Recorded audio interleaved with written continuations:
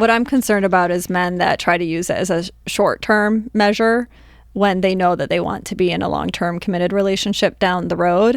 Yeah. And then the impact, not only in potentially that kind of addictive cycle and all of those downsides, but also just, potentially increasing their desire for novelty. Oh, yeah. That sure. could then translate into that relationship that they desire. And then that's Yes. going to make it all that much harder for them. Welcome to the Emily and Todd Podcast. Today we're going to be talking about sexual strategies for men. This is a sensitive topic that isn't talked about very often, especially by a woman. Todd, I'm glad that we're able to sit down and kind of break this down. We first talked about this topic not too long ago during one of our other interviews with Alexander Grace. And it was when he posed a pretty difficult question to me that really brought up a struggle that I hadn't heard of. And I've heard a lot of struggles, Yes. right? Sure. With me being a men's advocate. But really, this specific question revealed the shame that men experience for their sexual desires and specifically for their desire for novelty. Yes.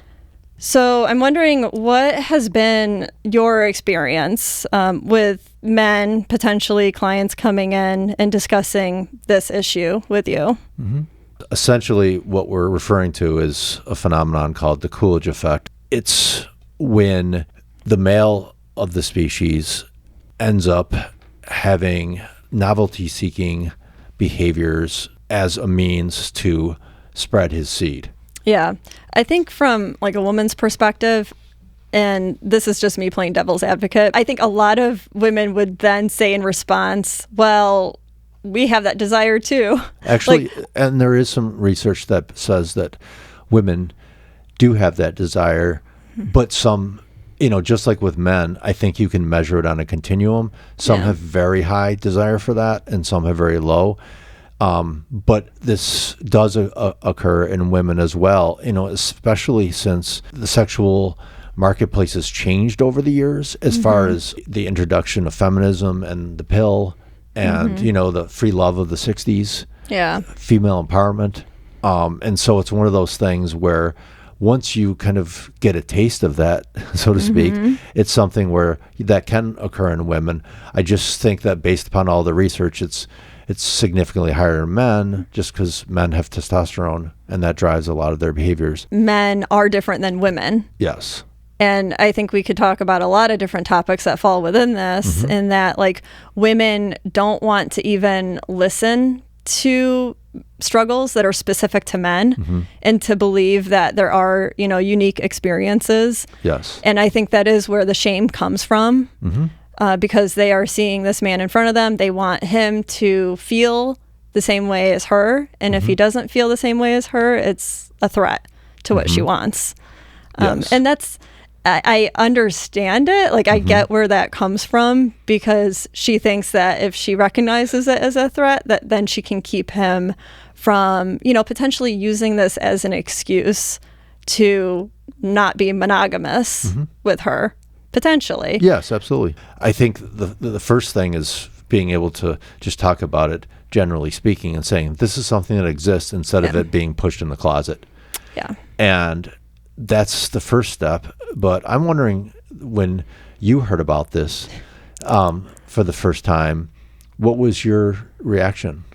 My initial reaction, honestly, was that I didn't like hearing it, right? Because I am a believer in monogamy. I'm like a total relationship girl. And so my first instinct when I'm hearing it was this being used as an excuse. Is this going to be used as a way to justify non-monogamy? Since I've had more time to reflect on it, I think, and talk to other people too about this, is that, it doesn't mean that like a man naturally doesn't want to be monogamous, because I think that a lot of men are relationship guys and they see the value long term and their deeper values and deeper needs that are going to be met within a relationship. He might feel like the desire, to have variety or novelty, but he's mature enough and he's like self-controlled enough to like know that that's just a feeling, and he gets past that. So or I would say that it's something that if you recognize, then you would have to grieve it.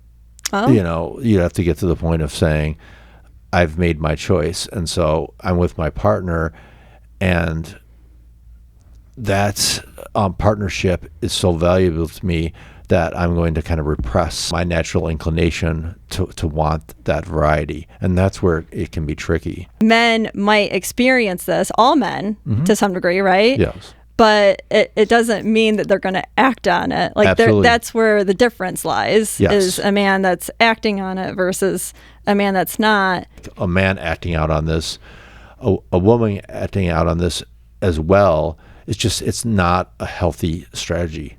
Right. And so it's something that I think all guys have this to one degree or another, but the percentage that actually act out on it is small, and I think that's two reasons.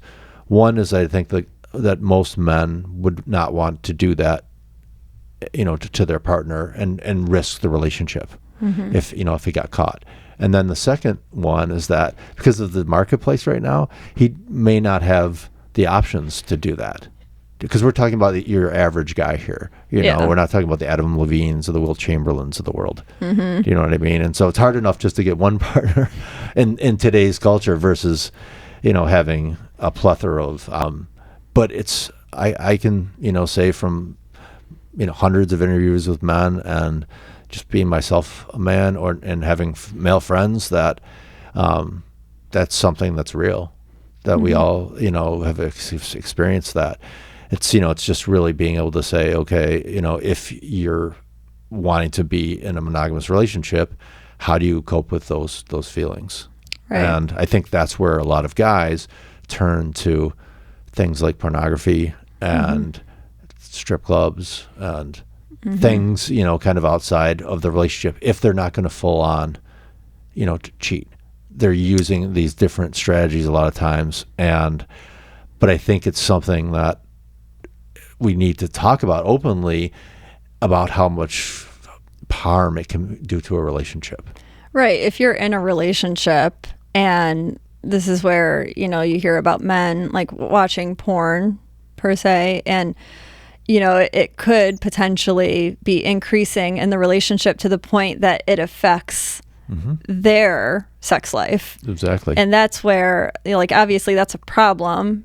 And that's where, maybe it's the porn that he's watching, but like, does she know, does his partner know that that's part of it? Are they talking about it? Yeah, probably not. Yeah. And so it's something where a guy is probably doing that on the sly. But then when it comes to, the actual sexual interaction, either the guy may have difficulties performing sexually because he's used to that a very high stimulation that comes from that, versus somebody who's probably more average as far as attractiveness. And if he's been with her for a while, there isn't that novelty. That could be so bad on the relationship, because what she's going to think is that he's not attracted to her. He could still be attracted to her, but it's not enough. That's the problem. Yeah. Do you know what I mean? And so it's something that it can cause all kinds of problems. So, my feedback to men is, first of all, kind of being in touch with this, and then, being able to openly talk about it and discuss it. And then if you're going to use porn, for example, then I think either understanding, how addictive it can be and being very cautious about it. So, for example, saying like, I can use it once a week or something like that. And that's going to maybe help me with, that situation, but I'll still be attracted to my partner. But if it gets to the point where it kind of takes on a life of its own, then you're absolutely correct. It's going to have a lot of ramifications. So I think it's being very careful about involving yourself in that at all. The percentage of men that probably use porn is super high. right? Compared to women. Yeah, I could see how like some men could keep it very much under control, and maybe they're just using it because, maybe the frequency of sex is not that often in their marriage, or their committed relationship. But it gives them that taste of novelty that they're seeking. I know. But you're not going outside the relationship, and right, it's safe. It's exactly it doesn't hurt your partner. Yes. At least from what you can tell right away. Yeah. Long term, if you end up falling into that cycle and then it actually does affect, your sex life with your committed partner, then obviously that's problematic. Yes. And that's the danger of porn, though, is that it's something where it's really difficult to limit. Pretty much every young man is like, that's their first experience is porn, to any kind of quote unquote sexual experience. Yeah. Same type of thing, goes along with kind of, involving yourself in strip club culture is, the more that you kind of are involving yourself in that, it's something where it's easier to then, become a part of your life. Young men in their 20s, that's sort of just something that they do a lot of times. Like they'll have casual sex, they'll be out in the dating scene, but they're not ready for commitment. And so it's like socially acceptable, especially by women that they might end up in a relationship with later on.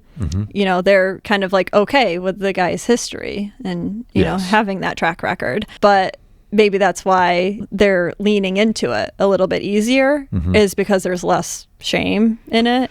Not only is there less shame, but it's something that is rewarded. Yeah. And so it's something where your buddies are going to, slap, pat you on the back and say, good job, type of thing. And you're going to feel really good about yourself. Well, I think it's telling that, men, especially when they're young, it sounds like they get validation from their sexual experiences. Yes. And for women, it's a very different experience. It's like the opposite, right? Yeah. Like they're going to be shamed. They're going to be labeled, especially if they're in school. Yes. If they are known to have multiple sexual experiences. It's really important for men and women to talk about this so that we have an understanding of kind of, where each other's coming from. Yeah. And the truth is with this high desire that men are feeling in today's marketplace, they don't have many options. Yeah. A large percentage of men are just being left out in the cold right now. And that's something that, in my lifetime, has never occurred. And according to everything I've read and all the podcasts I've listened to, that it's only going to get worse before it gets better.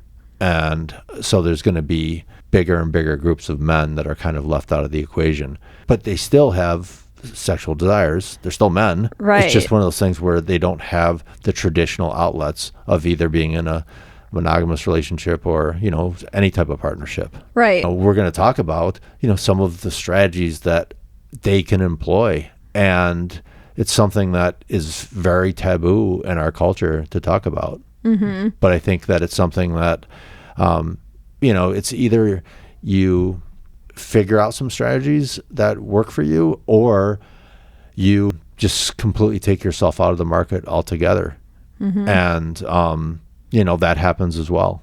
Yeah, I think that's the toughest situation, right? Like if a man is deciding really what he wants, if he decides that he wants a relationship, but if he fails to have those options, like I just think that's kind of the worst scenario, right? Because he's struggling to get to the point that he wants to be at, but he still has those desires. Yeah, exactly. And that's where I have a strong feeling about guys who consider themselves MGTOW is because of the fact that they still have those desires, but they've had such bad experiences with women that they just kind of swear the whole thing off. But I wouldn't be surprised if there was a lot of MGTOW guys who were getting escorts. But they don't talk about that because it's one of those things where women are the enemy and, they treated them poorly and they don't want to interact at all. But at the same time, their biology is still going to be telling them, we want this. So I can see that. Plus the escort gives like that girlfriend experience. Potentially, yeah. And if that's, if they've come to that point because they were in a relationship, which has really scorned them, that means that originally they wanted a relationship. And that desire probably doesn't go away. Of course. And they might, really be one that has that like sexual experience and intimacy kind of linked. So they need more of that like emotional connection through a girlfriend experience, versus other options like just watching porn. Yeah. Well, it's one of those things where even though it's a transactional situation, that there could be still a level of intimacy that, because I've heard of situations where guys will go to strip clubs, for example, and just pay a woman to talk. Like nothing physical at all, just because they're lacking that intimacy in their life. And, most guys would cringe when they hear that. But the reality is that, it's kind of therapy for them, but it's also the opportunity to interact with a woman that they're attracted to that they wouldn't have unless they were in that environment. For people, for example, who sign up for OnlyFans, it's something that the reason they do that versus going, on a free porn site is that they want to try to have some kind of connection. And the reality is that it's probably not going to happen on that platform at this time, but you never know. Because the thing is that, when you hear about OnlyFans models, you typically hear about the top 1%. You do. You hear them and they'll be on TikTok saying that they make 10 to 20 grand a month. Sure. But that's a small percentage. So that means that there's a lot of women on there that aren't making a lot of money. So what's their best strategy of making money is to engage with these guys. So I think it's easy to label people a simp versus saying, okay, well, I either have that or I have nothing. So when you think about it, like a man calling another man a simp, it's almost pushing that shame on that other man. Yeah. I think one risk thinking about OnlyFans and, her giving him potentially the girlfriend experience is if he's somebody that does want a relationship down the road, is that experience going to affect his mindset when it comes to his expectations of having a girlfriend? Like when he gets in that relationship and then his girlfriend starts getting upset at him about something and doesn't do certain things for him, is he gonna then kind of think, well, so-and-so treated me better than this, and kind of give him reason to exit the relationship? Do you think that there's long-term impact that men should consider and be wary of? The danger is that if you found a sexual strategy that works for you, like you like going to strip clubs, but if you're there every other night and the people know your name, and do you know what I mean? Like that's probably something where it could be problematic just on your wallet. Yeah, I was gonna say that would get quite expensive. Yeah, but also it's going to take away from the effort you would put in by doing cold, warm, and online approaches. You know, and so I think a lot of what has happened with a lot of those guys, they just say it's too hard. You know, to do it kind of the traditional way in 2022. So I'm going to kind of, do this, and it's much easier. Yeah. What I'm concerned about is men that try to use it as a short-term measure when they know that they want to be in a long-term committed relationship down the road. And then the impact, not only in potentially that kind of addictive cycle and all of those downsides, but also just potentially increasing their desire for novelty. That could then translate into that relationship that they desire. And then that's going to make it all that much harder for them to kind of squash down. Not that it's impossible, because I'm sure that there's plenty of men out there that can speak to the point of, when they were young, they had their wild years. And then they got into a relationship and, have been married and committed just fine, without any cheating. But I think that has to be hard. That has to be a difficult transition to make. For sure. Well, I mean, and all the research says that it's much more difficult to pair bond for women too, depending on the partner count. So it's something where, again, if you're used to this variety and this novelty all the time, and then all of a sudden, boom, you hit the stop, and you just say for the next X amount of years of my life, I have to be with this one person. Imagine how difficult that would be versus if you only had a couple people that you had, been with prior to that. Yeah. I mean, that's why me personally, and I know that not many women talk about this, but I would be weary of a man that has a high body count. I know that society says like it's okay, or a lot of women will say, no, I want a man like that because that means he has experience. He knows what he's doing. But I think that's a fine line, because of my concerns about pair bonding. If he's had all of these experiences, then how likely is it that he's going to really feel attached to me? But I think the reality is that if you have sexual needs and you want to get them met, you have to consider, situations. Otherwise, it's something where I really believe that it would affect a man's mental health to be completely isolated and not to have any contact with women around. Yeah, so that's where the other options other than relationships they shouldn't feel ashamed for utilizing them. Yes. And so, I think if a guy wants a relationship, then it's one of those things where I would say, to try to stay away from these things as much as possible because, as Alexander Grace talked to us about, and I believe this is true too, as we age, that kind of sensation dulls down. And so you're able to manage it more effectively. But it's one of those things where if you feed into it, even as a younger man, then it's one of those things where it's really difficult. The dulling down process is more extreme. It's like because you've fed the fire, and now you're trying to squash it out. Yes, yeah. Exactly. Yeah. So, but I think a lot of people, whether they know it or not, just don't have that in them to be in a healthy relationship. But at the same time, it's it's kind of what do we define as a relationship. So if you go to some of these other sexual strategies, if neither party is getting harmed in any way, that's something that we've got to destigmatize. And that's where I think men can be so cruel to other men as far as making all these comments and things like that, where I think it's trying to be as non-judgmental as possible and trying to understand that that they're doing this because it's they don't have any other options. I see. So men judging other men for paying for sex. Oh yeah, absolutely. So guys would typically never admit to this because then it's something where you didn't earn it.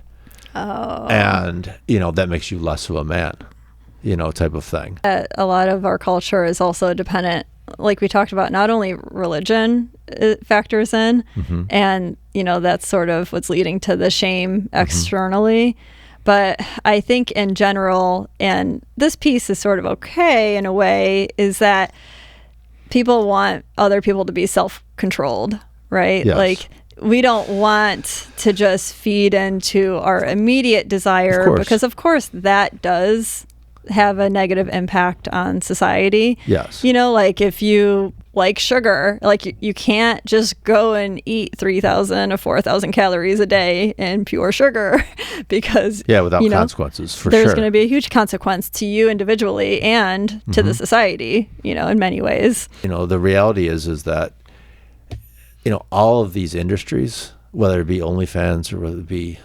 escorts, the strip club industry, they're massive, and they're massive for a reason. And so there's a demand. There's demand out there, and so it's trying to kind of openly talk about why there's that demand out there. Yeah. And I think that we both agree that the best thing that a man can do is just sort of have that self-reflection and really make a conscious decision on which path he wants to go towards, right? To kind of fulfill those needs. Yes.